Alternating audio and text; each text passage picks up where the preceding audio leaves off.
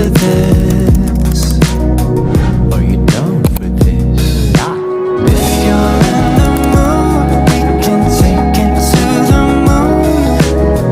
Just like a movie scene, table for two.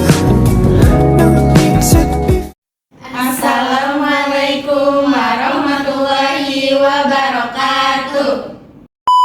I stay with a whole lot of so they're saying to my left, right pocket, watch this. These niggas broke boys, watch this, watch this. These niggas broke boys, watch this, watch this. I can make the whole crowd watch this, watch this. I can make it bitch one stop, watch this. I can make it bitch. Halo, selamat siang semuanya.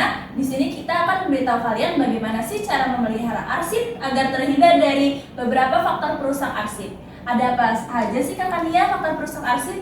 Faktor perusak arsip terbagi menjadi dua, yaitu ada faktor internal dan faktor eksternal. Faktor internal adalah faktor perusak yang disebabkan dari dalam arsip, seperti lem, tinta, dan kertas. Misalnya ada lignin, zat kimia, dan tinta.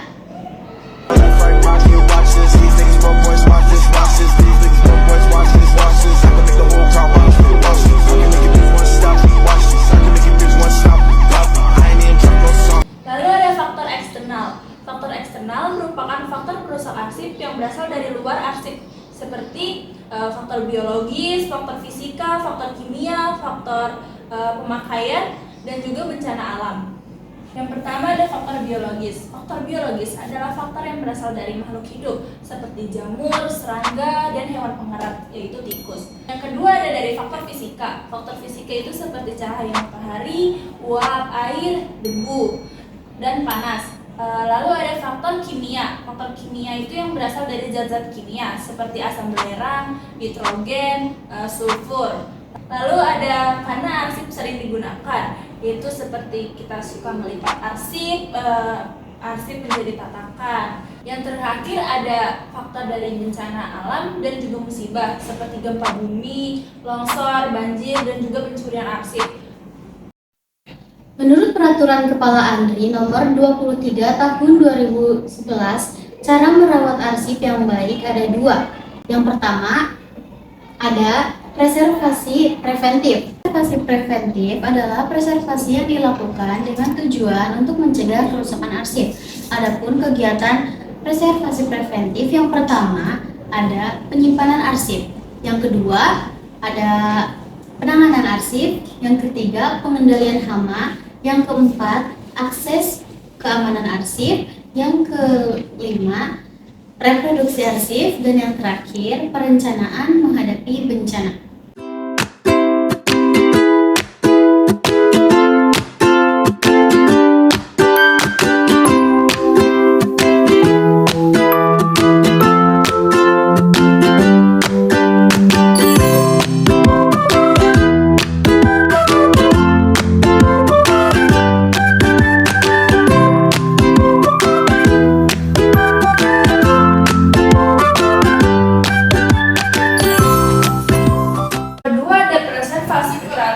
Preservasi kuratif adalah perbaikan ketika arsip sudah mulai rusak atau sudah rusak. Tindakan yang harus dilakukan jika melakukan preservasi kuratif. Yang pertama ada mengendalikan hama dengan fumigasi. Yang kedua ada pengendalian hama dengan bahan non kimia. Yang ketiga ada melakukan desidifikasi. Yang keempat ada melakukan perawatan arsip.